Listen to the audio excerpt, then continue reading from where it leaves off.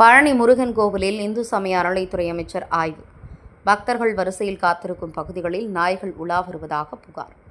நாய்களை அப்புறப்படுத்த அதிகாரிகளுக்கு உத்தரவு. வளர்ச்சிப் பணிகளை அதிகாரியுடன் ஆய்வு செய்தார். பழனி அருள்மிகு தண்டாயுதபாணி சுவாமி திருக்கோவிலில் இந்து சமய அறநிலைத்துறை அமைச்சர் ரமேஷ் ஆய்வு செய்தார்.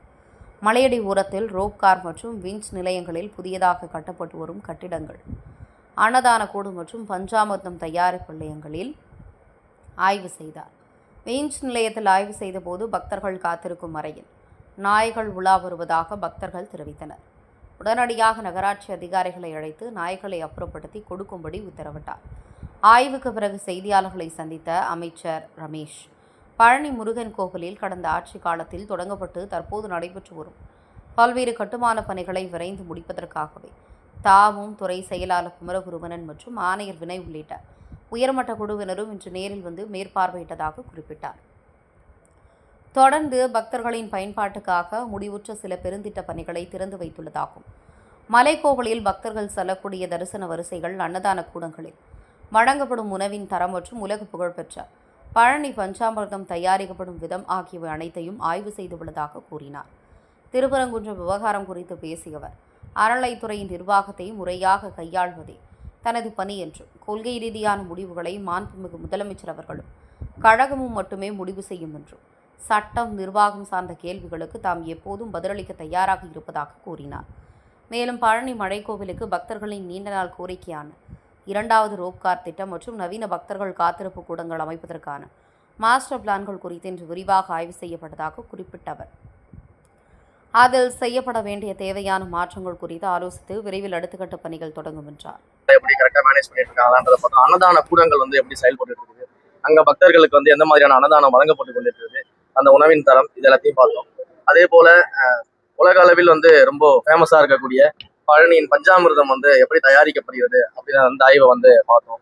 இப்படி எல்லா இடங்கள்லயும் இந்த கோவிலை சுற்றி என்னென்ன நடக்குதுன்றதை இன்னைக்கு ஆய்வு பண்ணணும்னு சொல்லி வந்திருந்தோம். ஸோ இந்த ஆய்வு தான் இன்னைக்கு பண்ணிருக்கோம்.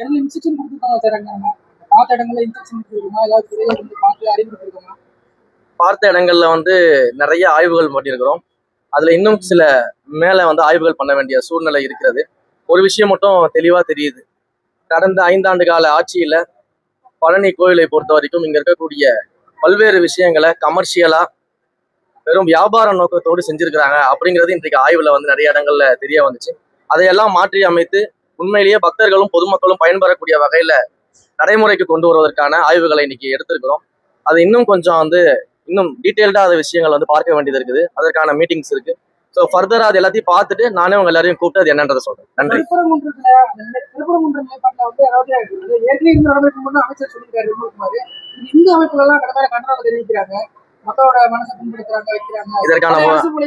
இதற்கான பதில நான் நேத்தியே சொல்லிட்டேன்.